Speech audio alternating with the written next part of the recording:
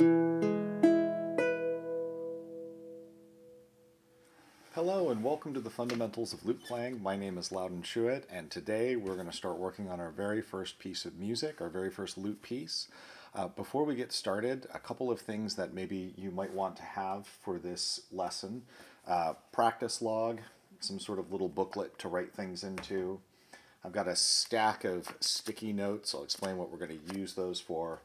And then perhaps the musician's most helpful friend, the pencil.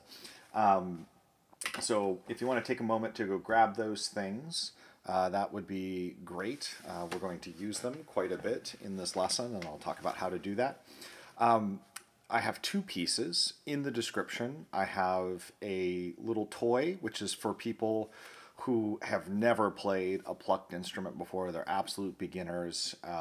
Maybe they're taking that Artusi course that I mentioned in the previous lesson and learning a little bit more about basic music, but they've never played a plucked instrument before. For those of you who are maybe coming from a guitar background or another plucked instrument, or you've got a fair amount of technical facility on another instrument, I've included a second piece, a prelude. I think you can play both, but that one might give you a little more meat to work with. The prelude has some things that we haven't talked about in it yet, and that's why I don't want the absolute beginners to play it just yet. It has some shifts and it has some more advanced concepts and fingerings. But if you're somebody like a classical guitar player that's been playing for years, I don't think you're going to see anything in there that's going to blow your mind or make you think, oh my gosh, what is this? So let's chat about this a bit. We're going to start with the toy. I've got it in French tablature as well as Italian tablature in the description, so make sure you have the one that you are planning on reading. I'm going to try really hard to just say the fret that I'm on instead of saying letters versus numbers. That way it can be used by anyone. I apologize in advance if I make a mistake and I say a letter name and I go, oh, you know, put your finger down on C here on the second course, and you're reading from Italian tab and you're like, well, wait, that's two. What's he talking about? So I'm going to try really hard to just say you're going to put your first finger in the first fret, and that way it makes sense to everybody. I will probably mess that up a few times just to warn you. Now, a toy is just sort of a light, usually playful, light tune found in manuscript sources in England. And toys tend to be, I think, pedagogical.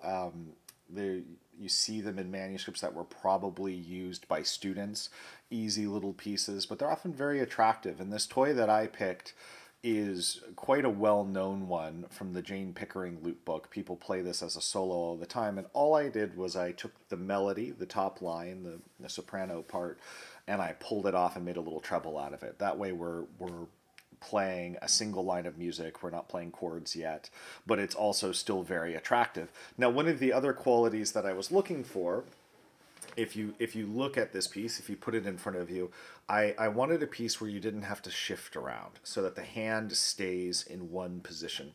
So this piece will keep you in the second position, and I set up the fingerings that way.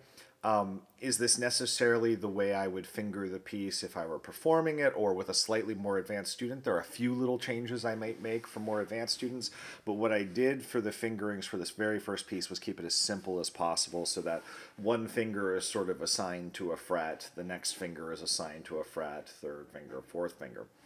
And this gets into some discussion as well on, how do we prepare to learn a piece of music. Now, down the road, I'm going to do an entire episode on learning a piece of music. I think that'll be more useful once we've got chords and multiple voices, but I think we can start talking about that now.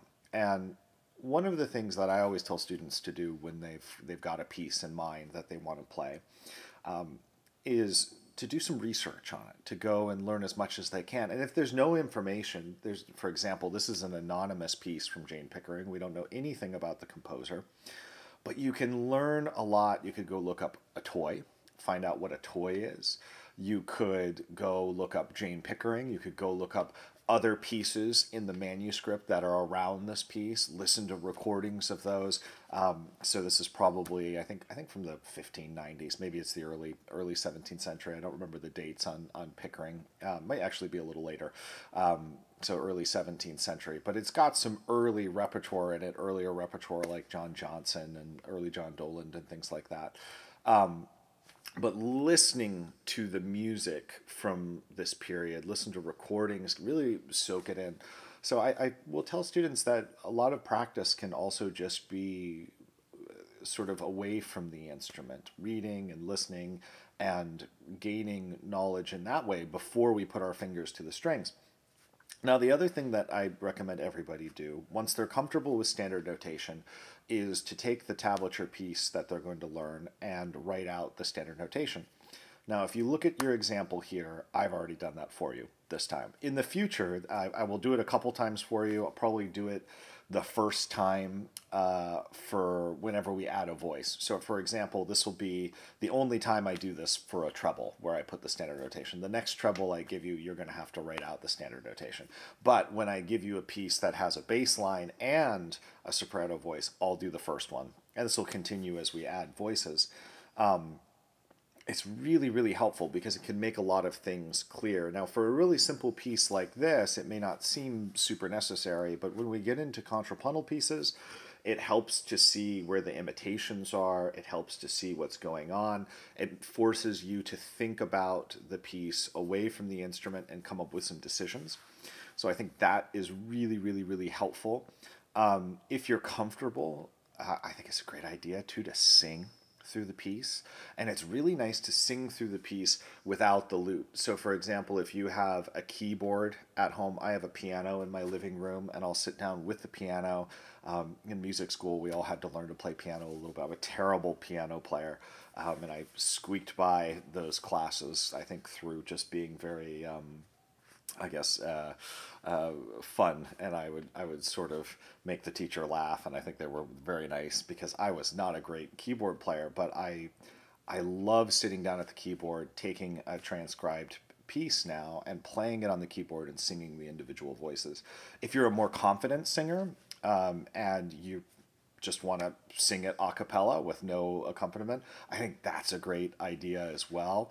So doing as much as you can without the instrument before you sit down and play, I think can be very, very helpful. For those of you who are a little more advanced, maybe you're a classical guitar player and you're just checking out the lute and thinking about switching to the lute or adding it to your instruments or just playing it for fun, but you've got a lot of experience, you may be writing in your own fingerings. And I used to think it was a great idea to come up with fingerings in my head and then try them out. And I think as I've gotten older, I've come to realize that actually it's really nice to do that with the instrument in your hand, and you can kind of figure out what the real world sound and the real world interaction is. So I would say that I might hold off on putting fingerings in until you have the instrument in your hand. But you can come up with other things. You can write in dynamics, you can write in articulations, you can mark off phrases and things like that. Another thing you'll notice in this toy is that I've put little breath marks every 2 measures. And these are sort of just to mark off the subphrases or phrases. The idea is to just give the student a way to break the piece up into smaller chunks. So as much as you can do before you sit down with the instrument. I know we all want to just grab the instrument and we want to sit and we want to play and get going. And there is a place for sight reading. I think sight reading is a wonderful, wonderful tool, and we'll talk about sight reading. But once you've chosen the piece and you've decided, I want to do this well, I want to perform it, what I would do is freeze that behavior, save the sight reading for the stuff, that you're not currently planning on performing or playing for people. And what I would do is I'd slow the train down, and I would sort of get everything together. So you're going to go research the piece, do listening. You can listen to the piece itself. Some people feel like you shouldn't listen to the piece. Some people feel like you should. The reason for that is they don't want you copying someone else's interpretation. They want you to come up with your own. And some people are like, well, you should start with someone else's interpretation and slightly alter it. I don't have a hard opinion about that. I think sometimes it's helpful to listen to the piece. Sometimes it's not. But I would definitely listen to the music around it, and not just lute music. I would go and listen to vocal music, in particular keyboard music, viol, recorder, everything from the period that you can right around this. And I would try to make it relevant. Like, I wouldn't be listening to maybe unrelated French music from this period or Italian music. I would try to find English music from the period, or as close as possible. And I know that they exchanged. Of course they did. But just getting as close as you can to the style and getting it in your ear from other instruments. I have removed the ornamentation from both of these pieces. I think in 2 episodes, I'm going to do an episode on ornamentation, and then people can put ornamentation back in, but I wanted to hold off on that and just focus on getting the notes down first. Now, once you sit down, you'll notice I already put the fingerings in, like I said, and so you don't have to worry about doing that unless you decide to change it. What I would recommend doing is you take your little stack here of sort of sticky notes here, and especially if you are a beginner and you've never done this before, what I do with students is I have them place the sticky note after the first note. So what we've done is we've blocked off what comes after the first note. So I'm going to show you a technique called chaining. When we learn a piece of music, the overall idea is that from a technical perspective, there are many things that come up from a musical perspective, but the overall idea is we want to learn to play it slowly, and then we want to learn how to play it fast. Maybe speed it up. We learn it slowly first so that we take the time to really work out the movements and deal with problems and things like that. And then, of course, we learn to play it fast so that we can play it in concert. And when I say fast, I should say we learn to play it at its intended final tempo, its concert tempo. And that can be different for different performers. If people have gone and listened to recordings of professionals, they know that sometimes professionals have a different interpretation of the piece. We don't have metronome markings because there were no metronomes. And we will talk about sort of tempo indications from this period, but I've specifically chosen 2 pieces that aren't attached to dances and aren't attached to tempos to sort of simplify things. If you play it slowly, it'll sound beautiful. If you play it fast, it'll sound beautiful. So in my opinion, I think both of these pieces can be played successfully at many, many different tempos. And that's why I chose them, so that people can get joy out of it no matter where they're at. So you've got your first note there. And what I think everyone should do, and I think this is a great thing even for more advanced players. I will say that when I started the lute, I was quite an experienced and technically proficient classical guitar player. And I think one of the mistakes I made was just assuming that, oh, I pluck strings, I can just do this. And I would sit down and I would sight read through Milano and Doland and things like that, and I'd just pluck away. And I think if I could go back in time, even with my experience as a classical guitar player, I think what I would do now is I'd slow everything down and I'd really listen and work out the technique. So we're looking at the toy right now. We're looking at just that first note. We're going to put our first finger in the 2nd fret on the 2nd course, and we're going to pluck it with our thumb. And what I want everyone to just do is pluck it and listen. And make sure you're getting a good sound. And once you've got that, we're going to count with it. So we're going to go 1 and. And I do like the idea of saying the ands in between. It helps to slow down. When you're counting, we'll do a whole episode on rhythm and counting in the future. But I do notice that some people, they do a kind of staccato count. They go 1 and 2 and. And I would recommend most of the time not doing that unless you're playing a march or something where that's the articulation you're trying to create. I would try to count in a manner that is a little more legato, so a little smoother. So 1 and 2 and and you're dragging out each of the syllables. And so we're going one and you know, you're going to do that over and over again till you get a sound that you really like, till things are feeling confident, your hands are lined up. If you're an absolute beginner, this gives you a chance to just enjoy this one note. And then what you're going to do is you're going to take the little sticky note and you're going to move it over, and now we've got two notes exposed. Okay? So now we've got two notes in front of us. And I should say that, you know, some people may ask, well, when do I know that I'm ready to add the next thing? And I know that seems ridiculous because we're just talking about one note here. You may want to have some sort of test for yourself. You can say, can I play 5 times in a row? Can I go one and I do think when you do repetitions, it's a really good idea to pause and reflect on what you did. Often I'll see with students when they do a repetition, they'll kind of go, and they're just kind of hoping it's going to be better the next time. And one way you can slow yourself down, actually I should have had this prepped for you guys, but I'll do it quickly right here, is you can take a little cup, and let's say you decide that you want to play it 5 times in a row. I don't think the number really matters. It's just sort of making sure that you've done your due diligence and you've really put the time in. But maybe have a couple pieces of paper to the side, and what you do is you play your first note. If it's satisfactory, you put the paper in the can. And when you've got all 5 in, you're done. You can move on and add the next note. Now, if you mess up, you spill it out and you start over again. One thing I'll say, though, is don't be upset if you go through this process and you still make mistakes. You can always make mistakes. There's no guaranteed way of avoiding mistakes. And we have to remember that we also need to practice playing in front of people and in front of cameras, and that adds a whole new layer of difficulty. So now we've got our 2 notes in front of us. And what we're going to do is we're going to count. We're going to go 1 and 2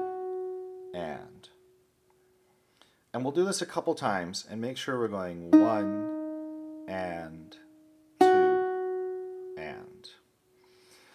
and get really, really comfortable. And you'll notice that second note, I used my index finger to play it. And in your score, there's a little dot underneath the tablature. So as we've talked about in some of the previous lessons, the thumb is going to be used for strong beats, and the index is going to be used for weak beats. In general, the first beat of a measure, 1, is strong, 2nd is weak, 3rd is strong, 4 is weak. There are exceptions to this. There are things called hemiolas. There are resolutions that occur on the downbeat. Of course, it's more complicated, but this is just sort of a general idea. So if we're just thinking about quarter notes, we're almost always going to be going thumb on 1, index on 2, thumb on 3, index on 4. That's sort of your basic, your bread and butter, and then we deviate. And then we're just going to add another note as we go. So now we're going to go like this. We're going to go 1 and 2 and 3 and it's going to seem like, oh my gosh, we're going very, very slow. But if you're going slowly, you're counting, and then you are doing some sort of thing to make sure you're not cheating yourself, you know, repeating it 5 times or 6 times or whatever.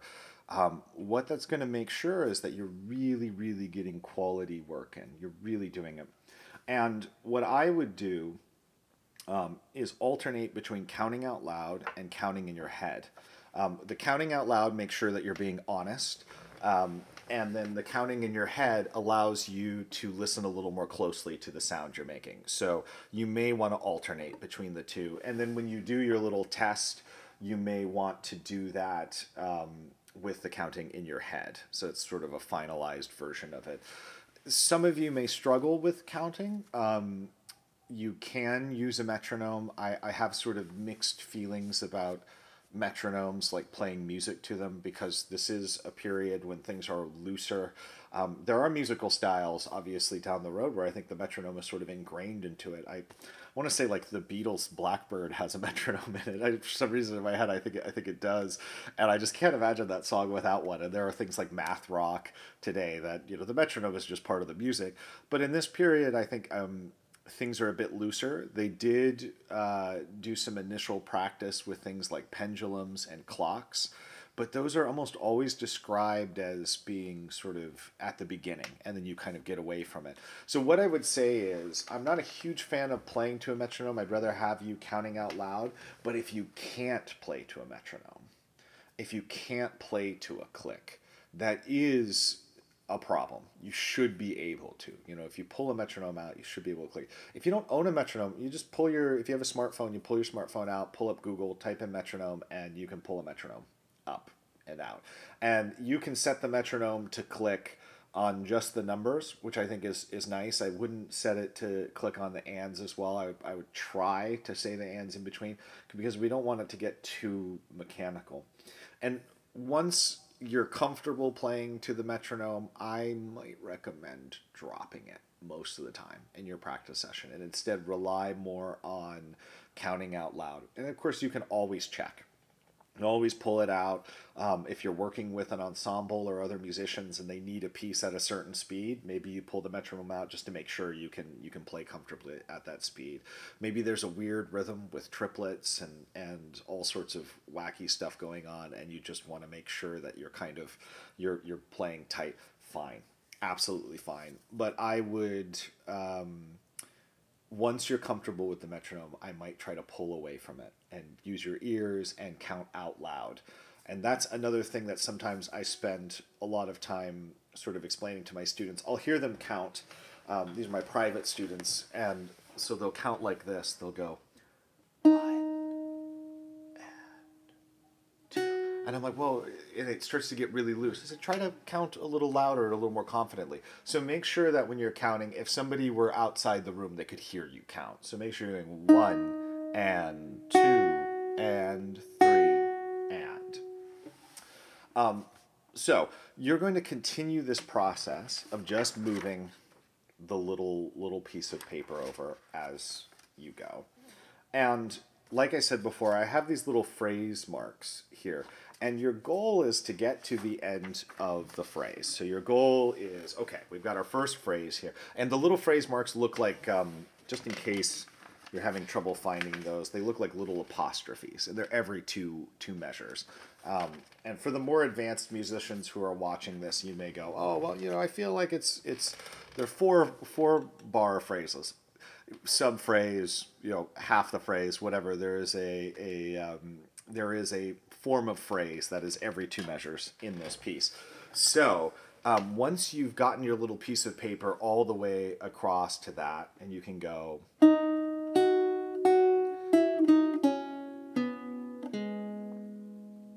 and you can do that confidently. You've checked it, 5 times, and what you can then do is check it off. Just put a little check mark by the phrase, and then there you go. And then that way, when you move on to the next phrase, well, I'll explain that in just a second. So you've learned your first phrase, and let's say you're an absolute beginner and you've learned it at a speed like this: 1 and 2 and 3 and 4 and 1 and 2 and 3 and 4 and perfect. Don't worry about speeding it up yet. Don't. Let's move on to the next phrase. There are kind of 2 ways to do it.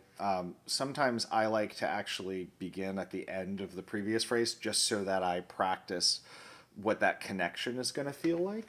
And I'll show you how you would do that. So we've got our little piece of paper now after the first note in the next phrase.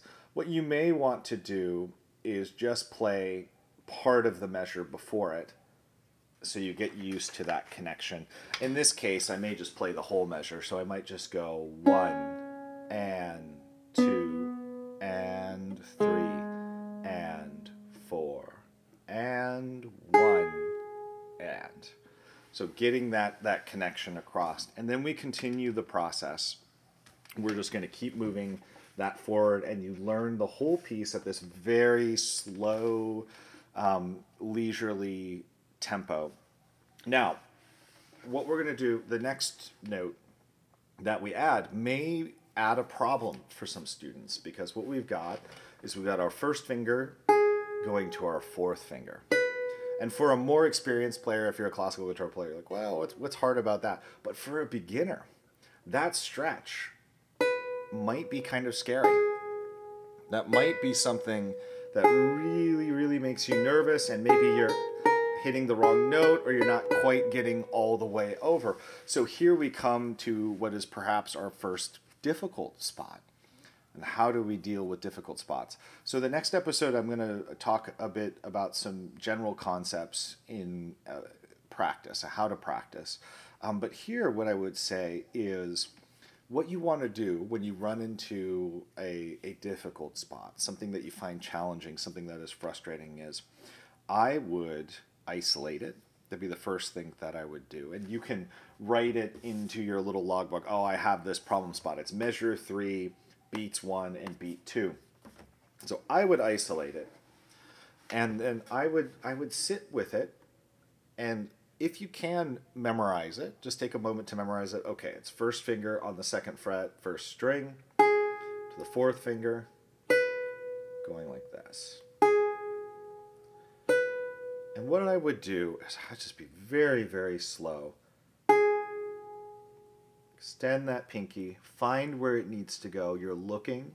You're going to just repeat this once you've got it worked out. And keep an eye, we talked about in the left-hand episode, make sure you're not doing anything funky like extending those fingers too far.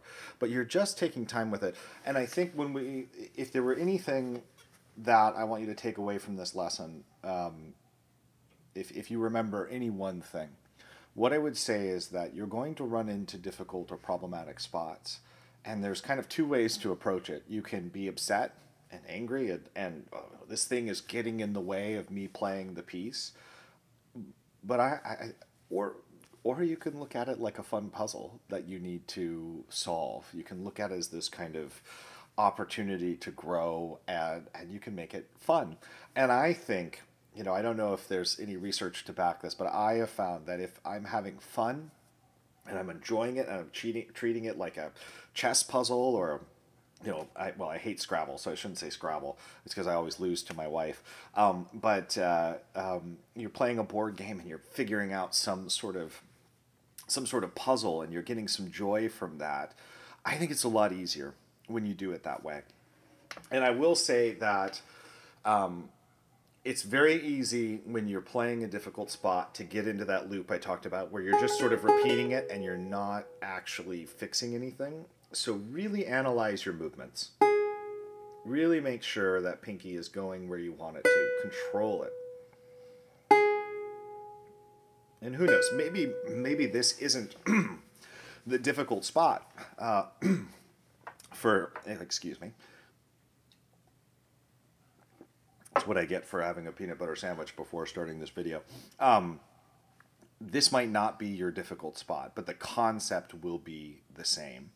What you're going to do is you're going to take it out of context, and you're going to treat it like a little puzzle, and you're going to look at it, and you're going to examine what your hand is doing. And for an absolute beginner, this may be very, very hard, and you may need to ask a more experienced player to give you a hand, put a comment in this video, or talk to your teacher about it. But the general concept is you take the problematic spot out, you isolate it, you don't worry about advancing the piece, and I would try to find the joy in playing that.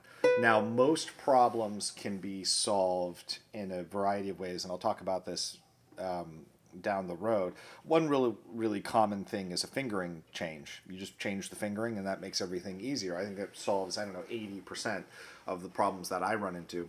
In this case, you're going to have to go 1 to 4. I don't want you shifting. And there are reasons I don't want you shifting, musical reasons. We want to make sure that we keep our shifts on strong beats. So in this case, we don't want to shift on to 2. So using 1, 4 is really the only option with the fingering. So isolating it and looking at what you're doing, really controlling that finger, getting comfortable. And you're just going to repeat until it feels easy.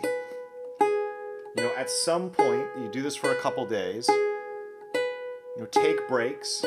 You know, let's say you start to get tired, take a break, put the lute down, grab a cup of coffee. I have my coffee right here. Try to make yourself as relaxed as you can possibly be, and have fun with it. And after a couple days, you might find that it's no longer scary. Well, then you just jump back in, and now you're going to add it to what you're working on. So you're going 1 and 2 and 3 and 4 and 1 and 2 and you've got it. So that is sort of some good general advice for how to deal with problems. Other than that, what you're going to do is you're going to continue through the piece, and you're going to learn the whole thing phrase by phrase, but learning it very, very slowly the first time. So you're just going 1 and 2 and 3 and 4 and 1 and when you can play the entire piece slowly, and what I would say is make sure you can play it from beginning to end. Perfect is a terrible word, because if you're not going to play it perfectly, but if you can play it at a level that you're happy with, if it sounds good to you and you're going, okay, this is nice, I think I'd be comfortable, you know, playing this in front of somebody in slow motion if they at a faster speed. I think I've got all the notes. I think I've got it set. Then you go back to the beginning and you work same way. You start with one note, and what you're going to do is you're going to speed it up.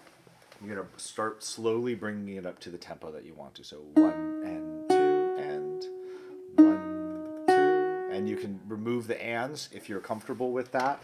If you end up playing the piece really fast, you can actually change the meter so that it's 1 and 2 and 1 and 2 and 1 and 2. And you can do that for the more advanced musicians who are watching this.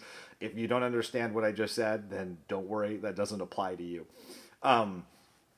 So you're going to go back and you're going to speed it up. 1 and 2 and 3 and 4 and 1 and 2 and 3 and 4. But you're going to go note by note as you go.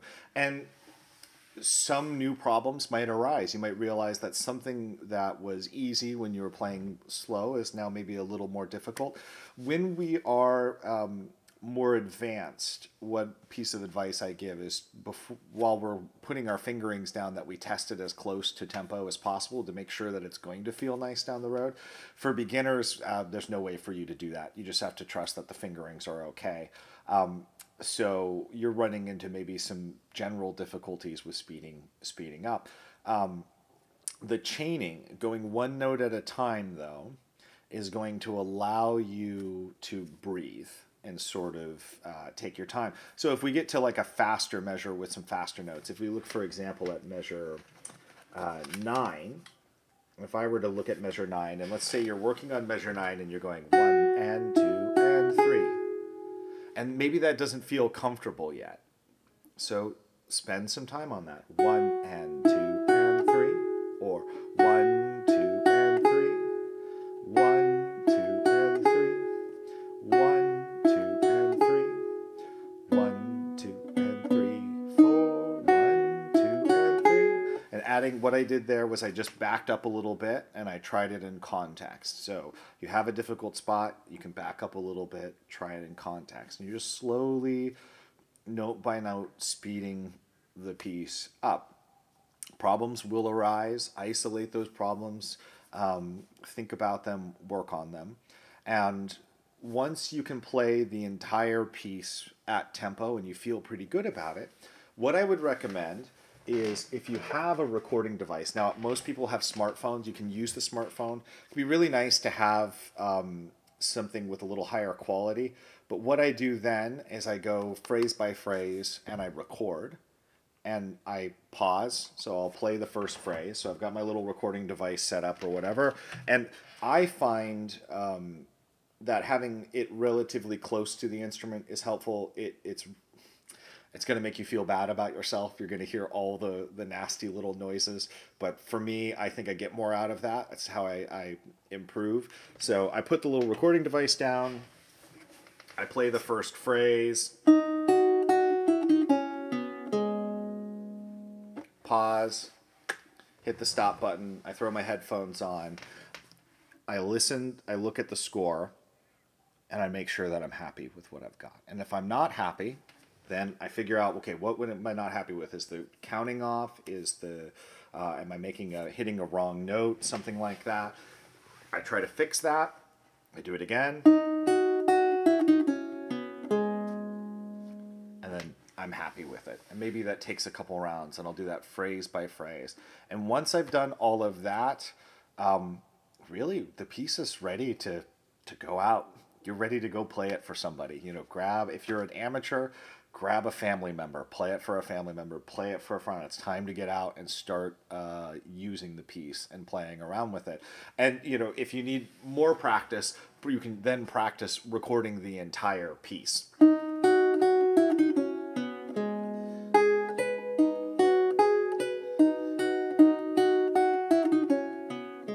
can go through the whole piece and get used to having that nerve-wracking feeling of having to do it in front of a recording device. I think that can be very helpful and enlightening. That's that. I mean, one of the other things you can do, of course, is make a video and post it on here as a comment, and I think that would be great. And everybody can kind of go, "Wow, look at the work you've done." So that's the toy, and I think that's a good introduction to learning your first piece that will kind of get you going. Nothing is going to be perfect. It's going to be a mess.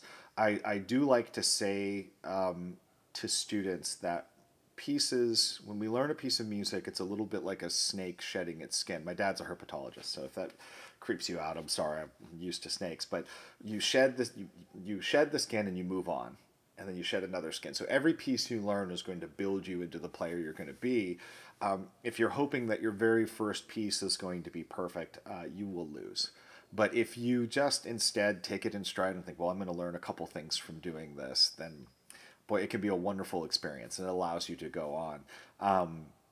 So have fun playing this toy. Now, for the more advanced students, the ones who maybe have a classical guitar background or something like that, I have this Prelude for you. And I'm going to, just because I'm talking to people who maybe have more experience putting fingerings in, let me just say a little something about my approach to fingerings.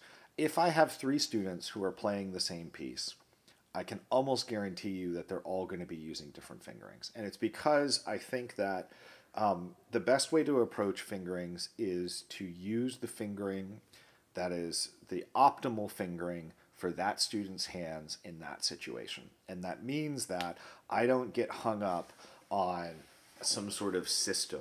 I don't have a system where I go, well, I always use this finger in this context and you must also use this finger.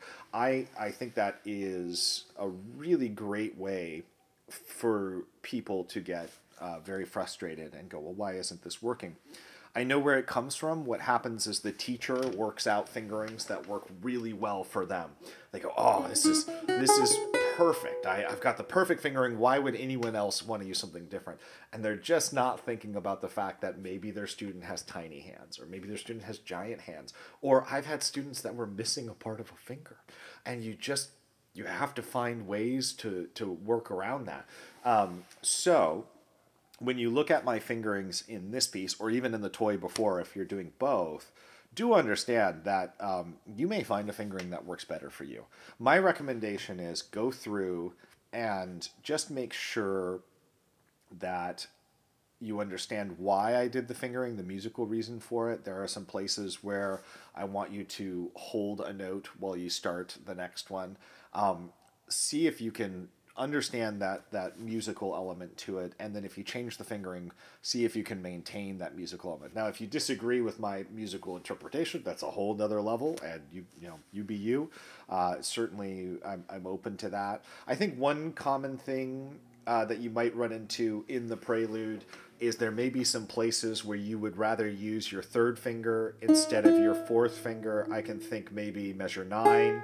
Some people might be totally comfortable going 2, 3, open 2, open 3 there. I use 4. And then I switch to 3 there. I don't care. Yeah, go for it. You got it. It's a little bit of an uncomfortable stretch for me, so I put 4 there. Change it. It's totally fine with me. Now, I would recommend, honestly, learning this piece, even if you're a more advanced player, do it the same way I recommended the other one. Go slowly, go note by note, count out loud, sing it, all of that fun stuff. Make sure you learn it really well. Again, one of my biggest regrets is that I didn't approach the lute as a true beginner when I started, and I think if I could go back, I would do that. The speed, I've heard this piece played slowly. You can really...